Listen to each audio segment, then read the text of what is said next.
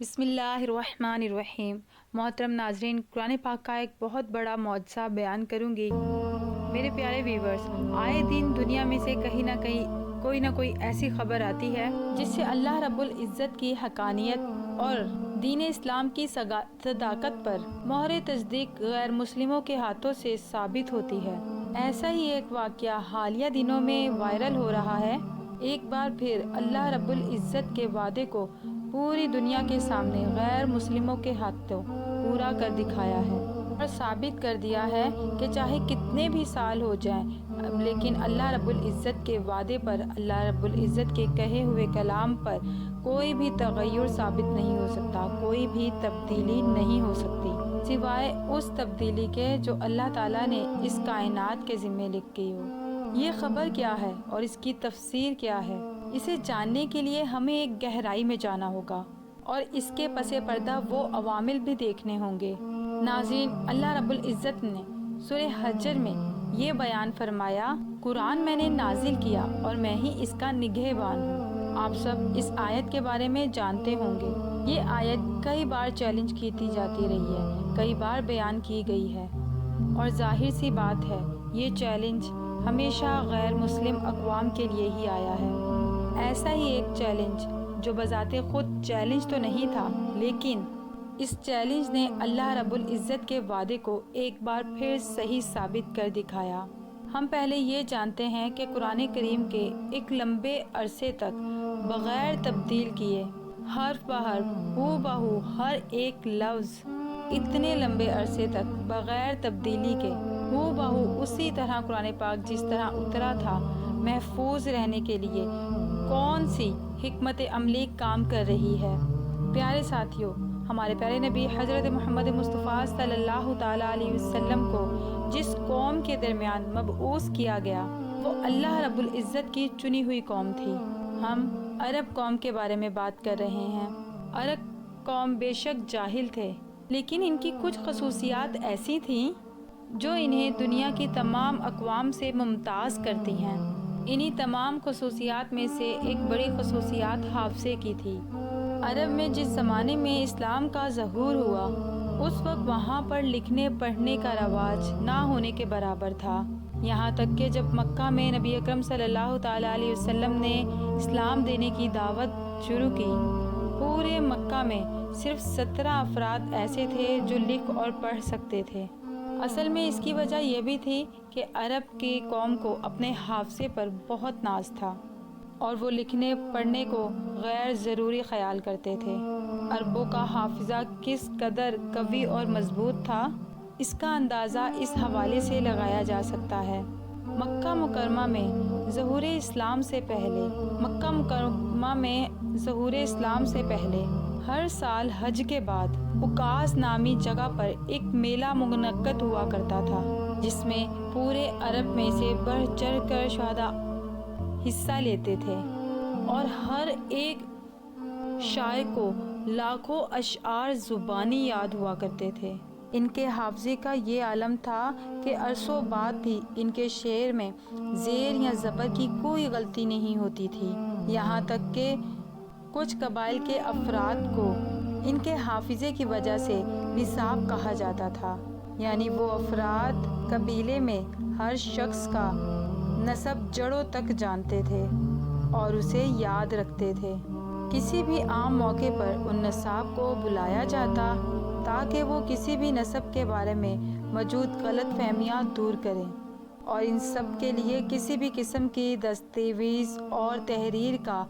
سہارا نہیں لیا جاتا تھا، بلکہ ان نساب کے حافظے پر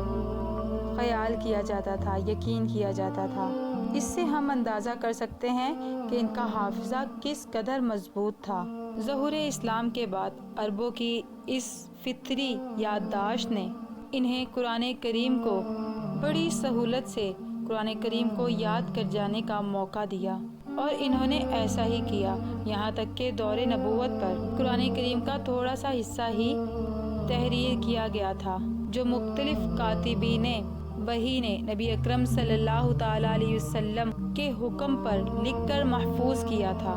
ناظرین، قرآن کی یہ تحریر اونٹوں کی ہڈیوں اور چمڑوں پر، اس طرح کی دیگر چیزوں پر جن میں کھجور کی چھال بھی شامل ہے، تحریر کی گئی تھی،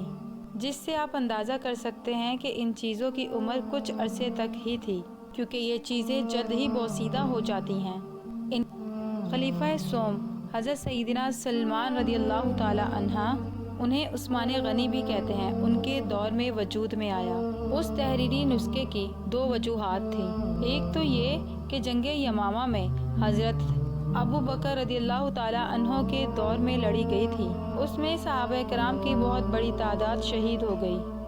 اس سے یہ خدشہ پیدا ہوا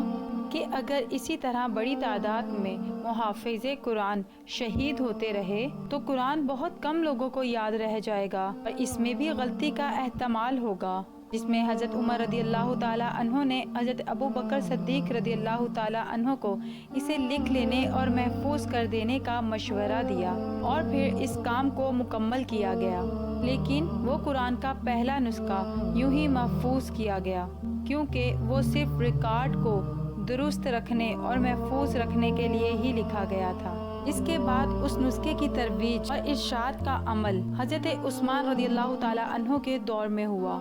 جب اسلامی سلطنت کی حدود بہت زیادہ پھیل گئی تھی اور یہ خدشہ ظاہر کیا گیا غیر عربی اقوام قرآن کریم کو پڑھتے ہوئے اس میں کوئی رد و بدل نہ کر دیں۔ اس لیے حکومت کی طرف سے پوری چھان بین کے بعد اس نسخے کی پوری کاپیاں بنائی گئی، کئی کاپیاں بنائی گئی اور انہیں مختلف صوبوں میں روانہ کیا گیا، جہاں پر ان کی مزید کاپیاں بنا کر تقسیم کی گئیں۔ اسی طرح قرآن کی نشر و اشاعت کا سلسلہ شروع ہوا۔ دوستو، امریکہ کا ایک شخص جو مذہب عیسائی ہے، وہ پرانی کتابوں کو جمع کرنے کا شوقین ہے اور اس نے سلسلے میں ایک بڑا ادارہ بنا رکھا ہے جہاں وہ اپنی کتابوں کو محفوظ رکھتا ہے اور ان کی تشریح کرتا ہے۔ اس شخص کا نام ریلیل مون ہے اور اس کے ادارے کا نام مون بکس ہے۔ ناظرین، مسٹر مون کو ایک ٹوکیو کے عظیم بازار سے قرآن کریم کا ایک نسخہ ہاتھ لگا، جس کی کاربن ڈیٹنگ کے بعد اندازہ لگایا گیا کہ یہ نسخہ کم و بیش 300 سال پرانا ہے۔ اس نے یہ جاننے کے لیے کہ یہ نسخہ دیگر نسخوں سے کئی طرح سے چینج تو نہیں، جو اس سے پہلے اور اس کے بعد جاری ہوئے ہیں، تقابلی جائزہ کیا۔ اس جائزے کے دوران یہ بات سامنے آئی کہ 300 سال پرانے نسخے سے زیادہ پرانے پائے جانے والے نسخوں میں سے اور اس کے بعد شائع ہونے والے نسخوں میں کوئی بھی فرق نہیں ہے۔ یہاں تک کہ موجودہ دور میں بھی جو قرآن پاک کے نسخے شائع کیے گئے، ان میں اور اس قرآن پاک میں بال بقا بھی کوئی فرق نہیں۔ اس کی یہی 3 وجوہات ہیں، جس کی سب سے بڑی وجوہات کہ قرآن کریم کی حفاظت کا ذمہ خود اللہ تعالیٰ نے اپنے ذمے لیا ہے۔ سب سے بڑی وجوہات تو محترم ناظرین یہی ہے کہ قرآن کریم کی حفاظت کا ذمہ خود اللہ پاک نے اپنے ذمے لیا ہے۔ اگر پوری دنیا سے بھی محافظ قرآن پاک والے ختم ہو جائیں اور قرآن کاغذوں میں سے بھی ختم ہو جائے، تب بھی اللہ رب العزت قرآن پاک کو کہیں نہ کہیں محفوظ ہی رکھے گا، کیونکہ جس طرح اللہ رب العزت کی ذات غیر فانی ہے، اسی طرح اللہ رب العزت کا کلام بھی غیر فانی ہے۔ دوسری بڑی وجہ محافظ قرآن ہے۔ ہم جانتے ہیں کہ اس وقت بھی پوری دنیا میں کروڑوں کے حساب سے محافظ قرآن ہیں اور اسی وجہ سے قرآن پاک میں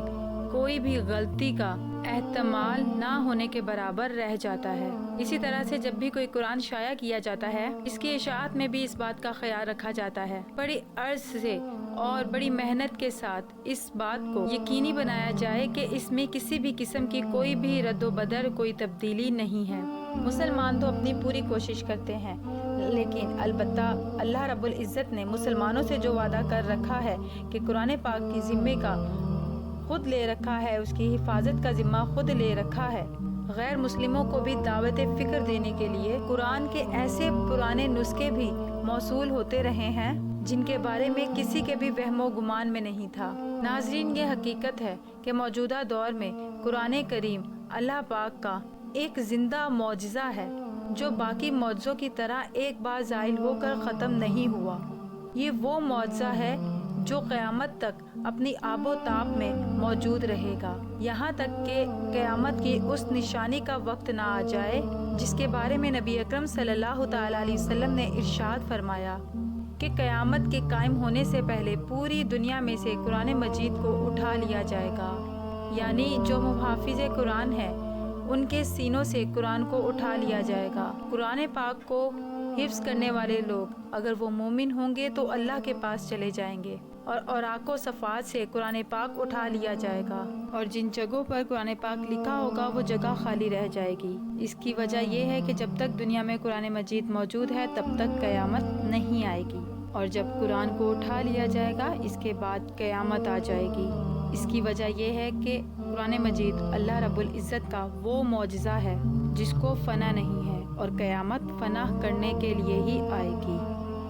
اس لیے اللہ رب العزت قیامت کو قائم کرنے سے پہلے قرآن مجید کو اپنے پاس پہلے ہی اٹھا لیں گے۔ محترم ناظرین، امید کرتی ہوں کہ ویڈیو پسند آئی ہوگی۔